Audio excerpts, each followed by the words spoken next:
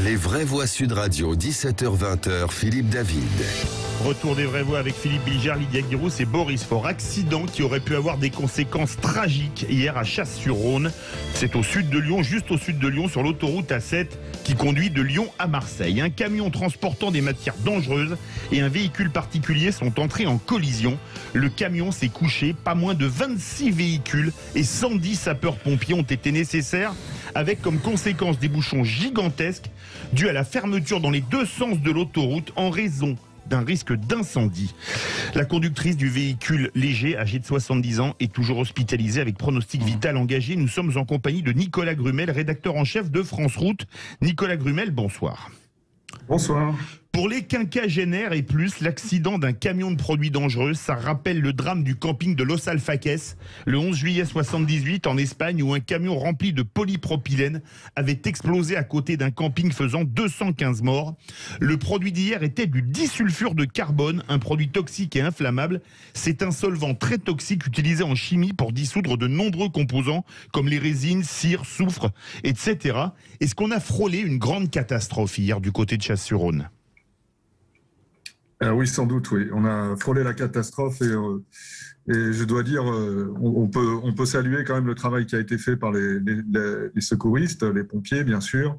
Vous avez dit qu'ils étaient une centaine sur le site, mais aussi sans doute la décision assez rapide de la préfecture de la région Auvergne-Rhône-Alpes de fermer l'autoroute, ce qui est, et de définir un périmètre de sécurité, je crois, de 1,5 km, d'un rayon de 1,5 km autour du lieu où le camion était couché, alors que, en fait, le camion, il y avait un goutte à goutte qui perlait, c'est-à-dire, on pourrait se dire presque, bon, un goutte à goutte, qu'est-ce qu'on fait ?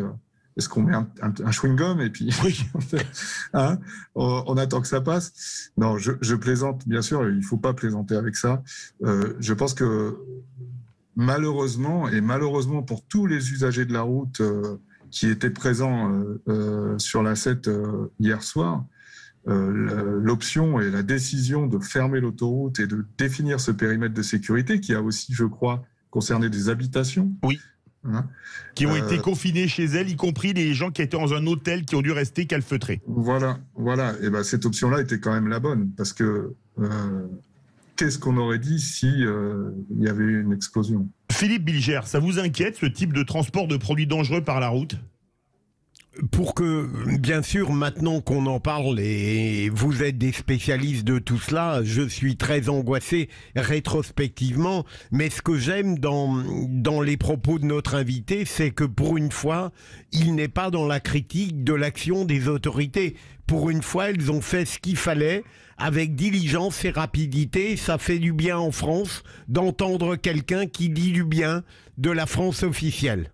Nicolas Grumel, on a été a priori très bon dans l'opération d'hier, qui n'est pas terminée d'ailleurs a priori. Alors, j'ai pas comment dire, je peux pas dire on a été très bon. Enfin, je veux dire, moi, je me permettrai pas de juger. Et puis, c'est pas mon rôle, c'est pas ma fonction. J'ai pas les habilitations pour le faire.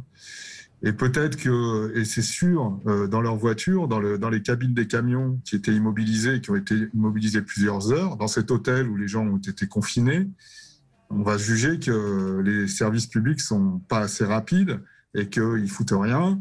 Et je l'ai vu sur Internet parce que du coup, j'ai parcouru Twitter et puis je regardais hier parce que forcément, ça nous interpelle quand on voit un accident de camion comme ça. Et il y avait des réactions très négatives. Mais qu'est-ce qu'ils foutent, tous ces fonctionnaires, etc. Moi, je suis dans ma voiture, il fait 40 degrés. Et je peux le comprendre parce que franchement, j'aurais pas aimé être à la place des usagers. C'est très compliqué à gérer. Boris. En même temps, voilà, c'est ça où prendre une explosion et c'est sûr. Enfin, je veux dire, à un moment, il y a une décision à prendre, quoi. Boris Faure veut réagir. Oui, ce témoignage montre que finalement, là, on est face à une victoire de l'autorité de l'État, parce qu'on parle bien sûr des secouristes et des services qui sont intervenus sur les lieux, mais il y a les décisions prises par la préfecture. Et je voulais dire, pour prendre un peu de recul, c'est vrai on le sait, le corps préfectoral, les préfectures, c'est dans l'ADN français, c'est l'administration napoléonienne et verticale. Parfois, les Français n'aiment pas la verticalité. Quand on est coincé dans sa bagnole, on n'aime pas la verticalité. Mais là, on a sauvé des vies très largement. Et un désastre écologique, certain, grâce à l'autorité verticale de l'État. Donc bravo. Bravo à la préfecture. Lydia Guirousse. Oui, c'est bien. Je voudrais saluer ce que vient de dire Boris Faure, parce qu'on a tendance toujours à critiquer l'administration française.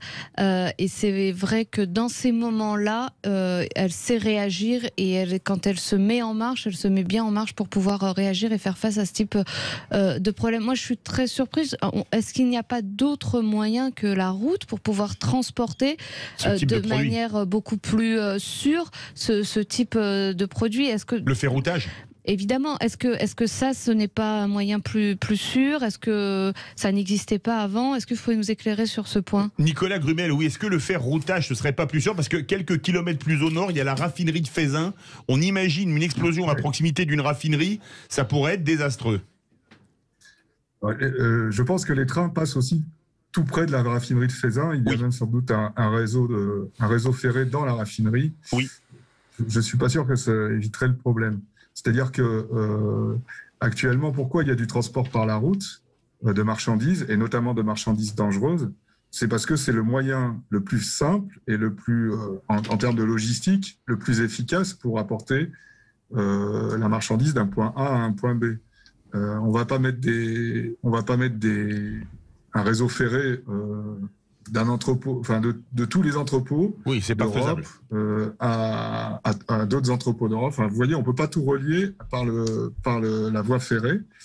Je sais qu'en ce moment, il y a énormément d'initiatives pour développer le ferroutage, mais aussi pour développer ce qu'on appelle le multimodal, c'est-à-dire en fait le transport qui utilise plusieurs voies de circulation, qui sont les voies fluviales, il ne faut pas les oublier, les voies ferrées et la route, parce qu'à la fin, il faudra toujours quand même un camion pour aller de la voie ferrée jusqu'à la destination finale. Je voudrais vous poser une dernière question pour une réponse courte, Nicolas Grumel. J'ai parlé de Los Alfaques, 215 morts en 78.